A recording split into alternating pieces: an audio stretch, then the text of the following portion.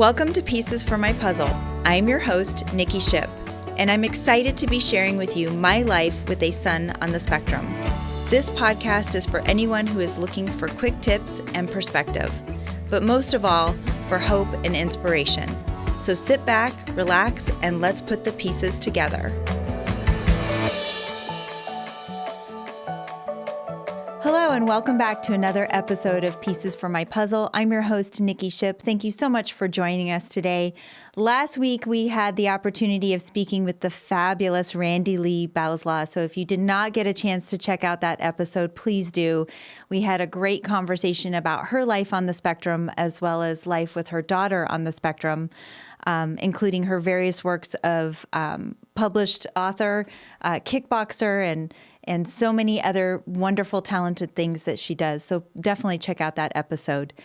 This week, I'm especially excited to welcome Dr. Christopher Scott Wyatt on the show. He is an accomplished autistic self-advocate, educator, and researcher. His advocacy work began during college, following the footsteps of his parents, who had championed his educational rights throughout his childhood. Since 2007, Dr. Wyatt has shared his insights and experiences through The Autistic Me, a blog and podcast dedicated to addressing needs and challenges of individuals with autism and special needs. With a doctoral degree in literacy, education, and technology from the University of Minnesota, Dr. Wyatt has deep expertise in designing educational experiences tailored for students with autism spectrum disorders. His dissertation, Online Pedagogy, designing writing courses for students with autism spectrum disorders, reflects his commitment to inclusivity in education. Beyond his doctorate, Dr. Wyatt holds a Master of Fine Arts in Film and Digital Technology, a Master of Arts in English Composition, Theory and Rhetoric, and an undergraduate degree in English and Journalism. Through his unique lens as an adult on the autism spectrum, coupled with his physical challenges, Dr. Wyatt brings a wealth of personal and academic knowledge to his work. Join us today as he offers an honest and enlightening perspective on navigating life on the spectrum. Please welcome Dr. Wyatt on the show today. Thank you so much for being here, Dr. Wyatt. Well, I appreciate the opportunity. Yes, I am so excited to be speaking with you on this topic. And for those of you listening, Dr. Wyatt and I met several months back and had a very fascinating conversation about higher education for people on the spectrum. And that was one of the reasons why I really wanted to have you on the show today, is to really offer that perspective for people on the spectrum and for their parents and families and educators. So thank you again. I greatly appreciate your time and your energy. Why don't you share a little bit with our listeners about your personal story and how your experience as an autistic student shaped your advocacy efforts? I admit that I'm good at learning. I can learn almost anything I decide I want to learn, but I am not a good student. And I think that that's a difficult distinction for people with any form of neurodiversity, whether we're talking about dyslexia or synesthesia or dyscalculia, but particularly with autism, because it affects our social skills. I could learn anything and do it well, but what I can't do is I can't always navigate the environment, whether it's the relationships with the instructor, relationships with peers, or the physical space, or today now the digital space. The information I can do, the writing I can do, but the interactions with people become challenging. And that has been true my entire life, whether it was in elementary school or in junior high, high school. Those challenges of relating to both instructors and classmates have continued. And it's made me very aware of the challenges that my own daughters have. In particular, as they're now entering their preteen years, they're now 11 and 12. That's going to be fun. Yeah, and social. I never really thought about the social for myself because, my best friend's my wife. We live together. We don't do a lot. COVID was no problem because we don't do a lot socially. But now I'm looking at it through the lens of a parent, and I'm starting to think, my career has been affected, my learning has been affected by those skills as a student. How can I help my daughters develop those social skills and connections that would have helped me advance academically easier and professionally with greater ease because Mm-hmm. I'm not good at the social. And so I'm very vigilant about that for my daughters, is getting them in Girl Scouts, getting them on swim team, getting them in group activities, Mm-hmm. because my lack of skill was an impediment as a student. I recognize now, especially as they're going into middle school, that the Right. social parts are so essential. So that's why it's so important to me. Right. And your parents were big advocates for you throughout your educational career, right? Growing up as well, correct? Did they help quite a bit So with that?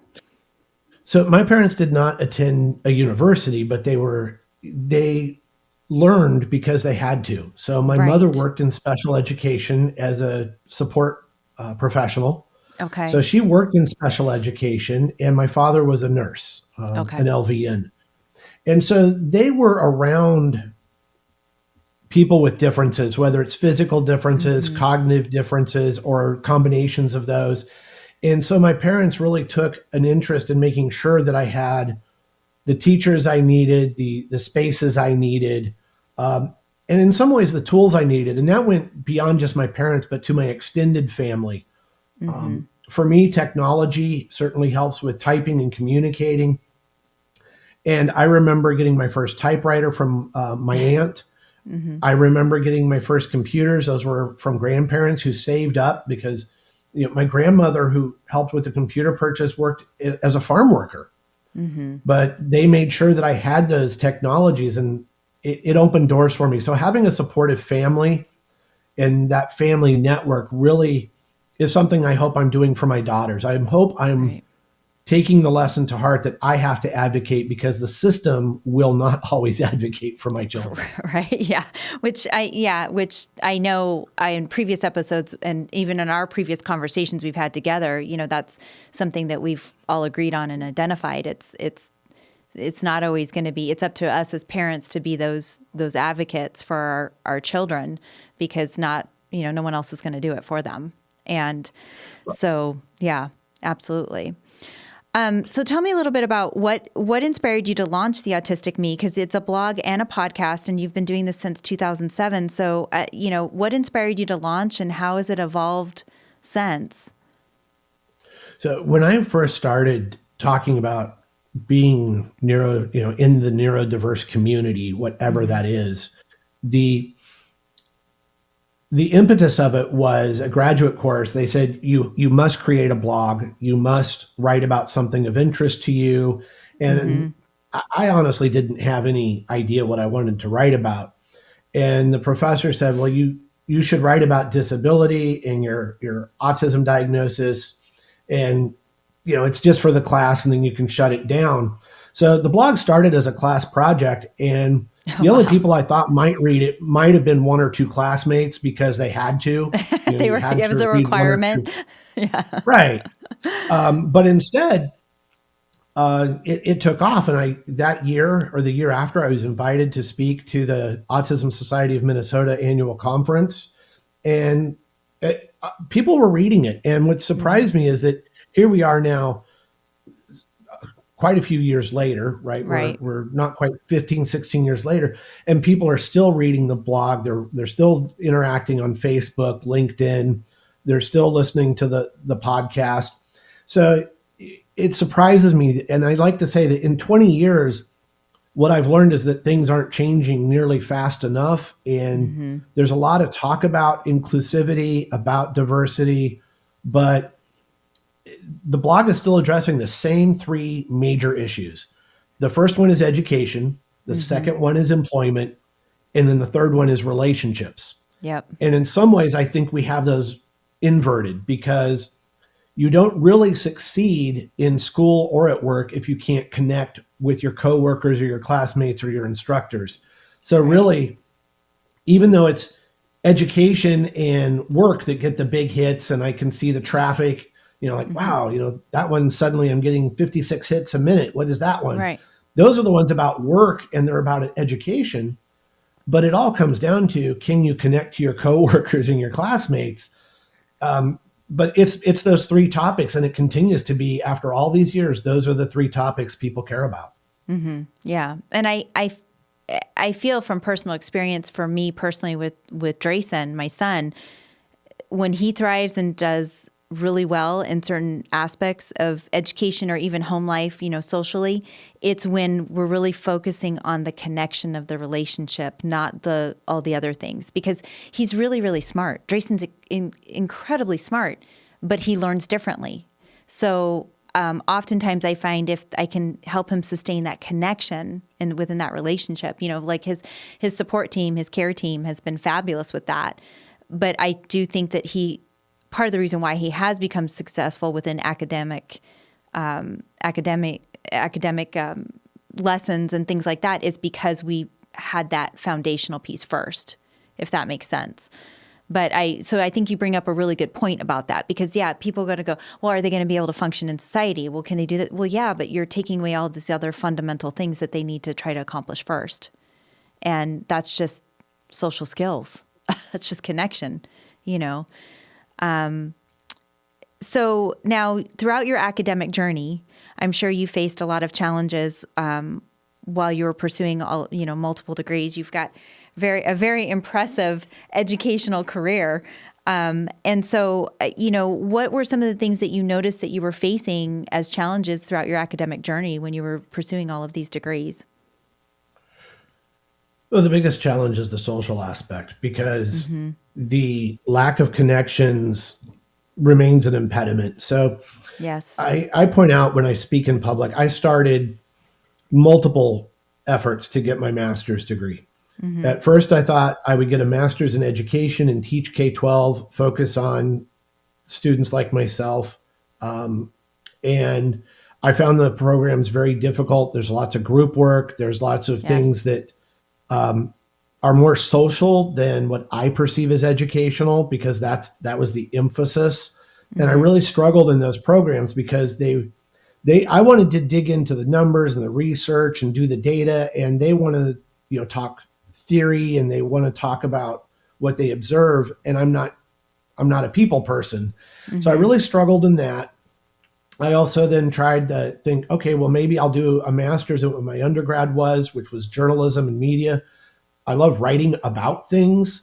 But again, what I found was the social impediments to the connections and to not just to classmates, but in general to the setting of the university were very difficult for me. I did not really have academic success until I had a mentor. And when I finally did the English education program at Fresno State in California, I had a mentor, and that's really important. I had someone who would sit down with me and say, okay, this is what you need to accomplish. How can we do it? The setting became far more supportive, and having just that one person who reached out and said, you obviously can do this, but you're struggling. Let me see if I can help you. That is the key. And again, now thankfully, and I see this with my daughters, it's often someone else who approaches us and then helps us because they find a connection, and then they're willing to work with us despite our differences and work through some of the communication challenges. So despite going through it 5 times, making 5 attempts at a master's degree, that final success came when someone said, it's not about your ability. You're having problems with some of the basic things, like how do I file the paperwork to get the testing, or how do I file the paperwork for degree advancement? How do I Right.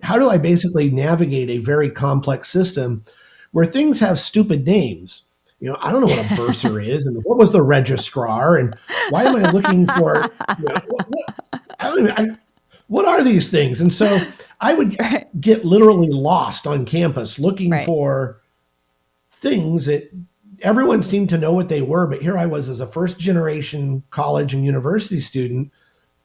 I didn't know the language, I didn't know the culture. And so finally having someone point that out to me. And I think that is the big barrier.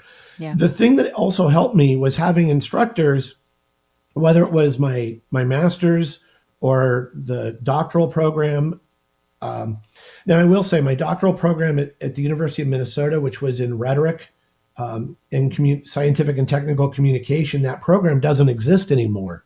And but when it dissolved halfway through my program. Oh So my imagine you're goodness. autistic, you don't like change, you're 2 years into your degree, Oh and they my say, we're God. closing your program. I Oh did my go, God. my wife will attest, I went basically nonverbal, I was rocking, I was self-stimulating, I was in trauma Right. because here we had moved from California to Minnesota. We don't have any friends, we don't have a support network. I've done 2 years of coursework, and now I'm told my program's closing. And I don't deal well with change. I Right. like my structure. Um, Yes. I was a total meltdown. And thankfully, a dean who was in charge of a program they called Diversity of Views and Experiences. So they're basically their term at the time for diversity, equity, and inclusion. The dean sat down and figured out, okay, I could stay on the St. Paul campus even though my program was gone. I could do my teaching on the St. Paul campus because that's what I was used to. I Mm-hmm. didn't have to transfer to the Minneapolis campus. But again, it was one incredible person who Mm-hmm. said, okay, you've had a meltdown. I got reported, so I had to go through a disciplinary hearing for having I got overwhelmed in a class and left. Mm-hmm. It was just everything was too much, and so Mm-hmm. having a dean who was willing to say, "Okay, you are neurologically different. You're not broken. There's nothing wrong with you, but we know that you need these supports, and part of that support is staying in that familiar space of St. Paul versus Mm-hmm. Minneapolis." Mm-hmm. So again, every degree, everything I've done has been because someone or some group of people said, we know you're struggling with this change or with these routines. How can we help you? Yeah. Right. Which And is and that's amazing. yeah. And unfortunately, I most people, if you ask for help, will provide it. But it's really someone special who notices the student who needs help and provides it without being told to. Right. And I think Right. that's what I bring now, hopefully, to my classrooms and other things, as I try to say, how can I help you as a student succeed? And that's what I learned is those barriers I faced, those biggest barriers were not being able to navigate incredibly complex systems that have rules that don't always make sense to me. Right. To Right. this day, excuse me, Right. to this day, many of the rules, like how to format your paper, it's like 1 inch margins, put it up to the blue line. It's like, it has to be in, Courier New 12. I'm just like, okay, where do these rules come from and why are we following them? And they're like, no, no, please don't ask questions. Just do this Just and, do and it. Yeah. follow. And for me, that's hard because my mind, and I see this in my daughters. My daughters will ask me, why? Why Right. are they making this do this at school? Why do I have to take the Mm-hmm. STAR exam here or why do I have to do these things? And so that barrier is having that person, that mentor who will say, here's how to navigate this very complex and often ludicrous system to get Mm-hmm. the things you need. Well, and to recognize that it's not that you're not capable, you just have a different way of thinking. And I think that that's something I've noticed even throughout. And like I've mentioned on previous episodes, I taught in higher education for better half of a decade. And when you're working with adult students, you have to kind of pivot, at least I did, on some of my curriculum to help them learn differently. Okay, well, what other resources can I provide if they're not retaining the information this way? What else can I do differently? And I think for me that was a challenging and exhausting thing as an instructor to do that. But at the same time, it was very rewarding because I knew that they would be able to attain what they were trying to, or accomplish what they were trying to do. So I think, what do you feel are some of the biggest barriers that autistic students face in higher education today? Because and I know we've had a conversation about this previously when we spoke before, but that's one of the biggest fears for me with Drayson. He's 12, almost 13. He's also, like your daughter's, preteen. Love that for us. But I do have belief and hope that he's going to go to college someday. So what do you feel were some of the biggest barriers for you or what do you see teaching, kids today? What do you feel that some of the biggest barriers are for autistic students? The first challenge is that when you go past the age of 13, right? I mean, sorry, right? You go into your high school, your Yes. support should start to decrease. So Mm-hmm. at 13, we should start decreasing the supports, say, eighth, ninth grade, because when you get to the university doesn't have IEPs and 504 plans. There is no Right. individualized education program. So the biggest challenge is that culture shock. And I think we Yes. have to start as soon as they're teenagers, start saying, you're going to be in a system that doesn't do a lot of extra for you. And Right. professors will resist it. And the laws are a little vague. So at the university level, if something changes the nature of a degree, you can't get that accommodation. So, for example, if you're studying to be a vet, a time test is really important because an animal doesn't have extra time. Right. So they may not give extra time on exams in a vet school because animals in emergency situations need your help now. So Right. no, you don't get time and a half. You may not get a quiet space because you just said you want to be a vet, you want to work out in the barn. Guess what? There's no quiet space. Right. So the nature of the degree under U.S. law, they can impose restrictions on your accommodations. Okay. Now, thankfully, I went into the liberal arts, right? I'm in education. Extra time is not a problem. It doesn't change the nature of the degree, doesn't change the nature of the program. Mm-hmm. But one example that came across my desk was engineering. The person was studying to be a particular type of engineer. There are safety issues that occur. And again, in those extreme situations, you don't get extra time. You don't get extra resources. You don't get Right. time to look things up. You've got to act on the instant. So you have to start teaching, your 13, 14, 15 year olds that when you enter the university or the college, they may not provide the same supports because, for lack of a better phrase, life doesn't provide them. Right. Yeah. The animal who's just been hit by a car does not get an extra 5 minutes. Yeah. There's You know, not an the accommodation for that. Yeah. and a big case on this was nursing. There was a nursing student who sued a school in Arizona because he had vision and audio impairments, and they pointed out that as a nurse, you Yeah. have to be able to read the labels. You have to be able to respond to the alarms. You have to be able to see the flashing light that says someone's in distress. So you can't change the standard because you're changing the outcome for the eventual Right. for the patient. Right. So Right. that's what we do wrong is we don't prepare our students in high school. So a lot of the students I met at the university who were failing, who had done so well in high school, they had been straight A honor students, they got to the university and they were failing. And it's because nobody had told them, well, guess what? There's no extra time in the vet science courses Right. and why. Nobody had set them down to the difficult reality that some of the things they had gotten used to were gone. Your parents can't help you because Right. of FERPA, right? We now have the Family Educational Rights and Privacy Act. You're over Yes. 18. I cannot give your grades to your parents. I cannot talk about your accommodations to your parents. So Right. when a 19-year-old comes to me and says, well, my dad usually helps me or my mom usually talks to, no, I'm sorry, I can't do that.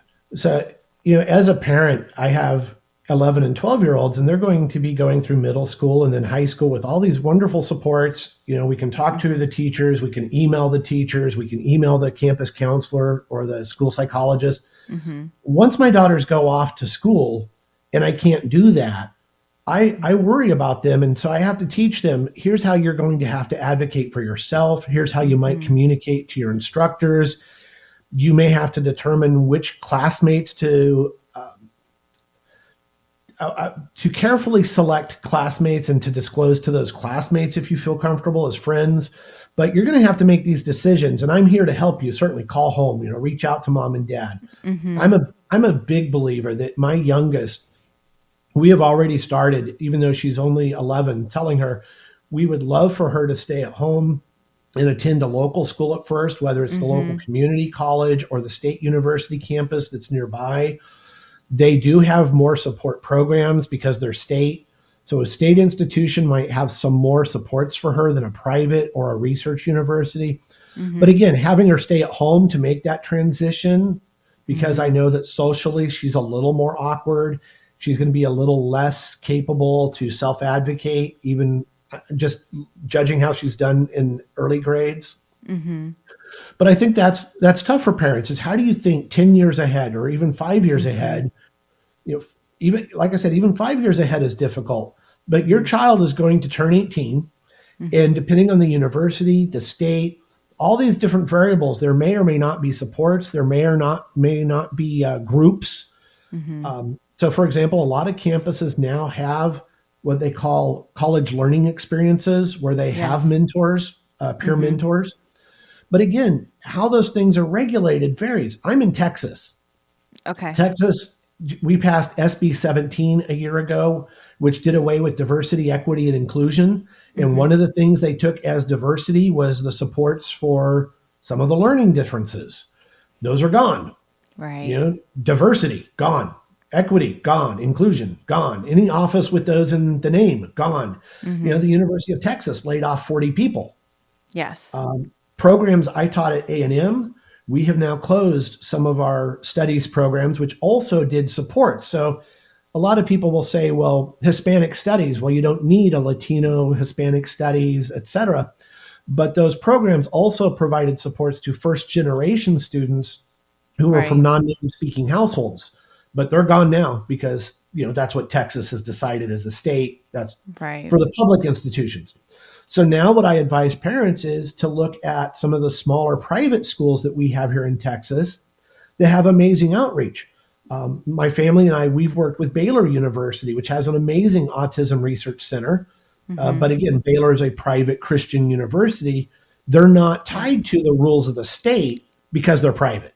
Right. Right. But parents need to know these things because the struggle that I had was the lack of accommodations. And now the struggle that we have at universities, like I said, it's not uncommon to have 60, 70,000 students, University of Central Florida, Texas Mm-hmm. A&M, University of Minnesota. Right. These campuses, even a small state university can be 30,000 students. Oh yeah.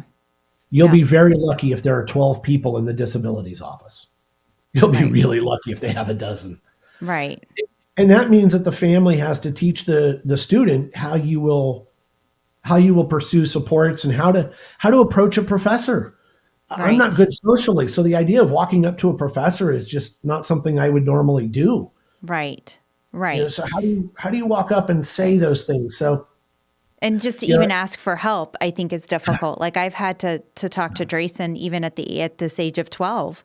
Like it's okay to ask for help, and here's how you ask for help on simple, basic things. And so I hope that does translate into his academic career because you see the frustration, you can see the behavior, the overwhelm, the state of overwhelm happens, and it comes through, and it's like, well, and when you, at least for Drayson, when he reaches that level, that's it. There's not really a point of return, you know? yeah, So, I think you bring up a really interesting point though, too, to parents and for parents listening today about how they should be talking to their kids about this and help to encourage them to have a voice and to advocate and also to know maybe what to look for or ask for when they do get older.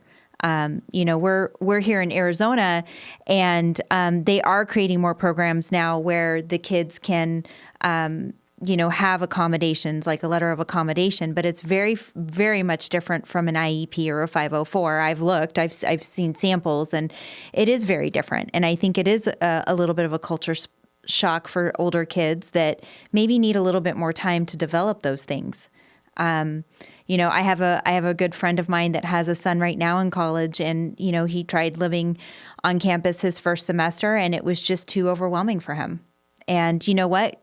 Amazing for him to try, but also amazing for him to know that he just wasn't ready for that, but he wants to continue forward with his educational career. So if he had tried to stay in that, would that potentially have ended his educational career because of a bad experience? And that's the other part that I think that is hard for people to realize, is that Drayson is that kid if, it doesn't work, he's not a go back and try again kind of kid. because if he doesn't feel the structure or doesn't feel that things are in place, he won't engage. He won't do it. So it's interesting that you're bringing a lot of these points up to light. So how do you think the standard academic structures fail to accommodate varied learning styles for kids today? Because I think, and I don't necessarily know if it just falls in the realm of autism, but I do think that there are some academic structures that need to change within the system. I will say that the pandemic did a lot of good in forcing instructors who were resistant to multimodal delivery to adapt. So, Yes. for example, I've been teaching since 2004 at the college and university level. And as early as I could, I started putting all my lecture notes online so the students could download them. I started recording podcasts, as it were, of my lectures and putting those online in little chunks. So a student could load a 2-minute audio video screencast of something that I had talked about and listen to it at their leisure and maybe just re-listen to it. So one of the things that we have with this technology is we have this ability now to put all of our materials up on course shells, whether it's learning management systems like Blackboard, D2L, right, which is a very common one. These sources of these resources let the students get to the materials any way they want. So a student in my class doesn't need to come to me and say, Dr. Wyatt, my vision is a little, it's not the best. Can I get a transcript? Can I get an audio of the lecture? Can I get, some accommodation?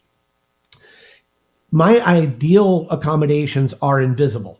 It's universal design. So when someone takes a class from me, they know that they can get the text of the lesson, they can get the slides, they can get the audio, they can get links to the support material.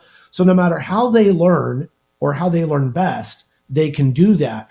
The other thing I've done is I've avoided things like PDFs. PDFs are problematic because I have some students who need to change the font size or they need to change the font so they can read it more easily. So I give them the actual Word document or I give them the actual Excel spreadsheet. And that way the student can, and I show them, here's Command A for select all, and here's how you change the font. Here's how you enlarge it. Here's how you zoom in. Everything we do in education should be inclusive to everyone, and nobody should have to come to me and say, Dr. Wyatt, I have this special challenge or I have this difference, and can you accommodate it? Ideally, my classes, nobody ever has to come to me because they know after the first week, oh, wow, I can download the lecture notes and make them 32 point, or I can download the lecture notes and have them read to me by my operating system because Dr. Wyatt showed us how to do text to speech. So my challenge to teachers is embrace the technologies so when you're delivering materials, they're available no matter how a student learns and no matter how a student best receives information. Okay, so multiple resources, which is, I think, fantastic, giving them the option of what works best for them. And too often teachers before the pandemic would say, oh, well, I don't know how to go online. They can't say that anymore. They would say, well, I don't know how to upload a Word file. Again, they can't say they don't know how to upload Word files anymore. Right. So the pandemic forced a lot of these people who weren't doing accommodations to do them. So in many ways, even my daughters, I now see that teachers who didn't before the pandemic are now accommodating more learning styles. What I fear is, as it's no longer needed, they will assume they shouldn't do it or that they don't have to. And what I hope is we don't fall into the easy excuse of, gee, that's a lot of work, I'm not going to do it anymore. I hope that we continue this multimodal delivery, K-12, university, tech education, vocational education. Right. We learned from the pandemic. You can do it. You can deliver a podcast, a transcript, outlines. You can do it. Let's do it so everybody has equal access to the classroom. Right, right. And I think that just comes with the mindset of acceptance and change, right? Because it is hard. Change is hard for everyone, I feel like, to some degree, depending on what we're looking at. But I do feel that it is difficult. And I know for me, like I said, formally speaking as a former educator myself, that was that was one of the biggest challenges. You're teaching a lesson plan and then you're like, okay, now I got to learn this because I need to be able to show them a different way to learn this in case they don't learn it the way I'm delivering it, or in case they need another resource, an additional resource. And so it's interesting to me too that you bring up that now there's really no excuse because we were kind of forced into that more of that digital time during COVID. And I think that we've developed and some amazing things within education during that time during COVID as well. So absolutely. Before we end the show today, Dr. Wyatt, I do have one last question, for autistic students entering higher education. What advice would you offer to help them thrive, academically and even socially? Do you have any, final thoughts or key messages for them? If you are able to, and you might need to go to your parents or to a current support group that you belong to, maybe an online community, but before you enter a classroom, it really helps to know what resources are available outside the university. So for myself, I did rely heavily on the Autism Society of Minnesota and then the autism organizations that were in the Pittsburgh area when I was in Pittsburgh. Here in Texas, we're familiar with the Autism Society of Texas. It really helps to know where you can turn to help and coaching outside of the university in case they don't have it. It also helps to find that mentor as quickly as possible. Find that instructor who self-discloses or that person who on their website says that they have the ability to relate to you. Mm-hmm. I was amazed. I was teaching in one department that is my department there at A&M. And I would have students come to my office and knock on the door and say, Dr. Wyatt, I'm not one of your students. I'm not studying your field. I'm not a film person. I'm not a media person. But even though I'm a chemical engineer, I saw on the website that you're autistic, and I was diagnosed, and I'm really struggling. Wow. It really takes a lot of bravery, but students found me. They found me through other students. They found me through the Autistic Aggies group that was there at A&M. Uh-huh. Find that mentor, and find people who will help you navigate, because the biggest problem I face, whether it's as a student or today as an instructor, it's navigating the systems. It's knowing what to do and when. It's how do I turn in my papers? How do I get them through the process to get approved? So having those mentors. So my big advice to anyone, not just someone who's coming from the autistic community or another set of differences, find mentors who will support you, who will coach you, who will guide you, who will be there to tell you it's okay. Everyone's going to make mistakes at the university. But that's the big thing, is find people who are willing to help and willing to talk to you and listen and maybe help you find the supports that do exist. As I said, the biggest barrier to success right now is the lack of resources, right? Mm-hmm. The disability services, they're small, or they're even getting cut in some states. Yes.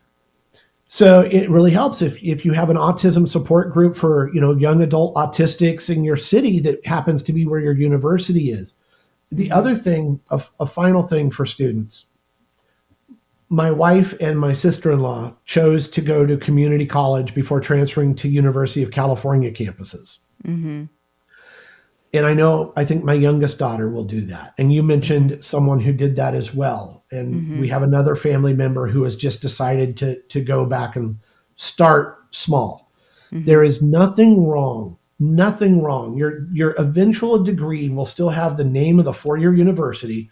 Mm-hmm. So there is nothing wrong with taking courses at your local community college, dual enrollment through your high school, or other supports.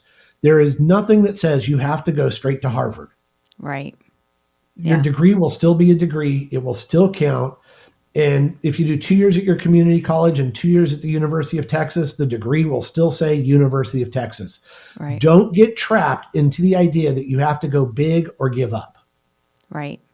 Which is a great philosophy. I'm very pro community college. That was where my humble beginnings started. That's where I earned my first associate's degree and then went into higher education. And so I very much agree with your statement. And that's such great advice that you offer to the students. So, Dr. Wyatt, thank you so much today for your time and your energy. I can't tell you how much I greatly appreciate you and hearing your insights and your expertise today. I hope it's a great benefit for our listeners out there. So thank you again for your time and energy today. I greatly appreciate you. I always appreciate the opportunities. Thank you so much for having me. Absolutely. For our listeners today, this concludes our episode. I will post information in the show notes more about Dr. Wyatt if you're interested in getting in touch with him, or also check out his blog and podcast, called The Autistic Me. If you have questions, comments, or even a show topic that you'd like to hear about, please feel free to send me an email at info@piecesformypuzzle.com. I would love to hear from you. Don't forget to hit like and follow on Facebook and Instagram if you haven't already, and feel free to subscribe to our YouTube channel as well. If you like what you're hearing, please spread the word so that this helps others in our community, and feel free to give us a good rating on your preferred podcast platform of choice. Thanks again for tuning in, and until next time, keep working on your puzzle, and remember, you don't have to have it all solved in a day. Take care.